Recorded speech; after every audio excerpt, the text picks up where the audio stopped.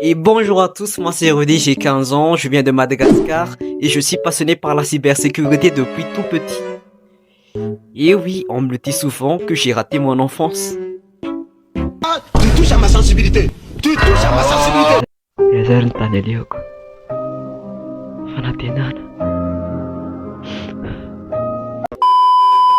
Bref, c'est ma toute première vidéo sur cette chaîne. Donc pour couronner le tout, je vais vous montrer comment les hackers peuvent pirater facilement et surtout comment s'en protéger. Mais ça va péter. Péter.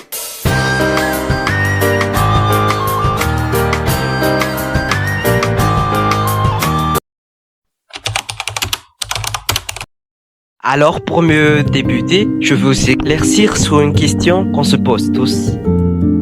C'est quoi un hacker? Un hacker, c'est quelqu'un qui comprend très bien comment fonctionnent les systèmes informatiques et surtout comment les contourner. Mais non, mais c'est pas comme dans les films, hein. C'est pas comme dans les films. Lequel? Je vois 3 portables et une douzaine de téléphones dans les 10 mètres autour de toi. Tu veux que j'aille plus loin? Je t'ai même pas donné l'adresse. Tu me parles depuis un appareil GPS. Ok, tu déchires. Sur les 3 ordi, il y en a un. Et oh. Donc toi tu pensais ne pas t'abonner? S'il te plaît, pour me soutenir, il y a le bouton abonner juste en bas et liker la vidéo si possible. S'il vous plaît, partagez et abonnez-vous.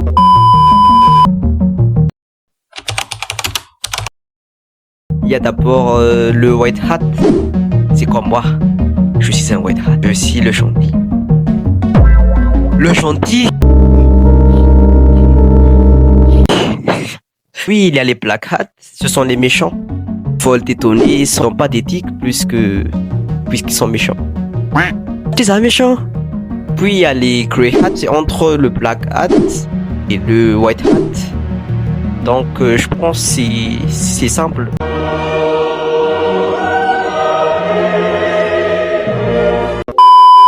Bref, c'était des blabla, mais maintenant on va s'attaquer à l'essentiel. Nous allons parler de l'un des techniques les plus utilisées par les hackers, le phishing.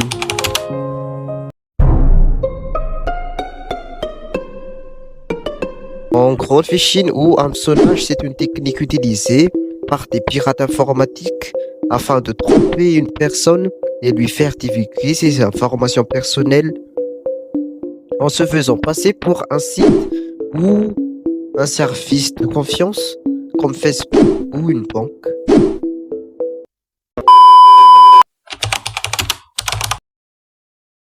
Nous allons prendre mon ordinateur maintenant. A few moments later. Voilà, de près, il est là, Kali Linux. Maintenant, nous sommes maintenant sur Kali Linux. On va tester un outil populaire pour son efficacité, PyFisher. Voici le dépôt de PyFisher. Si on peut constater ici, GitLab, puisque le GitHub il ne marche pas. Je sais pas pourquoi, ça fait déjà longtemps que j'ai utilisé GitLab. Du coup, voici le dépôt. On peut observer qu'il y a tous les tutoriels sur comment l'installer et surtout c'est open source. Si c'est open source, il y a les descriptions, l'installation, les prérequis nécessaires. Donc en gros, PyFisher c'est un outil créé par Cassandra et il sert à générer des pages de phishing facilement et surtout, comme d'habitude, j'incite personne à utiliser ce genre d'outil à des fins malveillantes. Du coup, on poursuit. On peut voir ici en bas que il y a tous les prérequis nécessaires. En gros, maintenant on va installer les prérequis nécessaires. Voyons voir, nous allons ouvrir un terminal sur Kali Linux. Oui, je sais, mon terminal il est moche. Maintenant, il faut taper ici, juste en bas, git clone. Ou aussi si vous avez la flemme, fallait juste copier ici. Ici il y a git clone et tout ça. On va copier le dépôt. Je vais mettre le lien du dépôt dans la description. Puis après, on va cloner. Voilà. Git clone. Voilà le schéma. Et ça va maintenant télécharger le dépôt en entier. Là, il y a beaucoup de fonctionnalités. Juste ici. Vous pouvez même choisir les ports. Et aussi les options et les tunnels. Vraiment c'est très pratique. Très pratique. Après ça, on va voir. Oui, ça c'est bien cloné. On va voir dans notre bureau maintenant. Dans le desktop. Et voilà PyFetcher. PyFetcher est juste là. Donc, le dépôt il est complet. Voilà, parfait. Puis, on va continuer avec les prérequis nécessaires. Juste ici. Mais avant tout, il faut d'abord accéder au dossier PyFetcher. Attendez.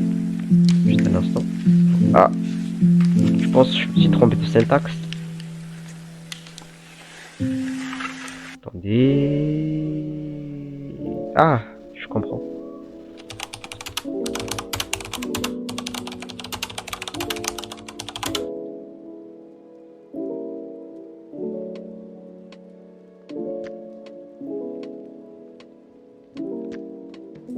Bon, voilà, je pense que c'est parfait. Nous pouvons maintenant accéder à l'outil avec ici. On peut remarquer que l'outil est en train de générer. Et maintenant, nous avons PyFetcher. Bon, je vous montre pas mon terminal, comme j'ai dit dès le début, c'est moche, mais en gros, le résultat, c'est comme ça. C'est comme ça l'image représente PyFetcher. Mais bon. Nous pouvons observer plusieurs listes de plateformes très connues.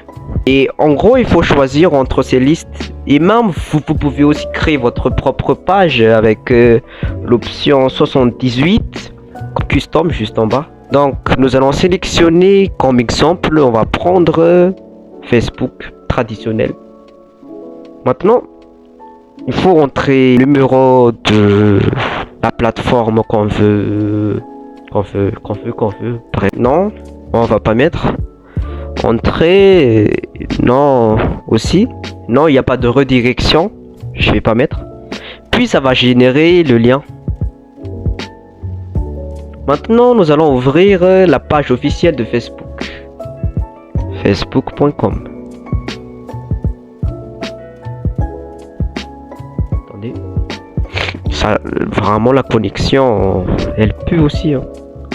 Bref, ça va maintenant générer la page. Et on va comparer par les pages du fake page. Bon, on va attendre un peu.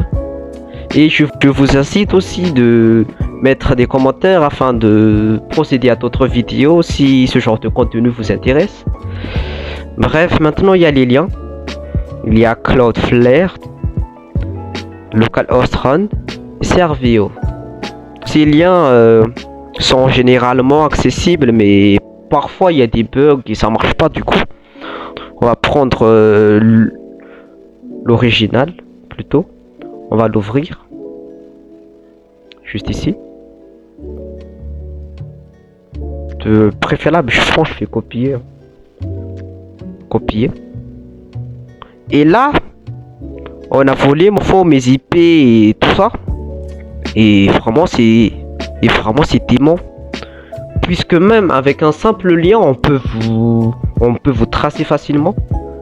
Maintenant, on va ouvrir le lien. Et boum, voilà la page.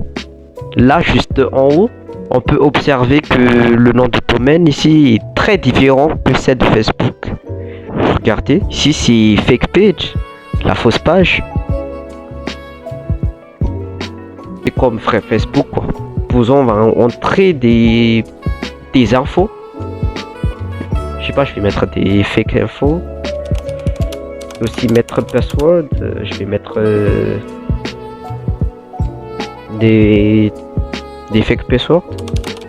Puis je vais cliquer sur login et la magie va opérer. Il faut attendre et là ça va faire une redirection vers Facebook. Et vraiment les gars, là c'est chaud, hein. C'est très dangereux. Et tada, voilà les infos que j'ai tapées. Et oui, je valide. C'était les infos que j'ai tapées. Moi c'est très risqué, hein. Très risqué. Bon, vous savez maintenant comment ça fonctionne.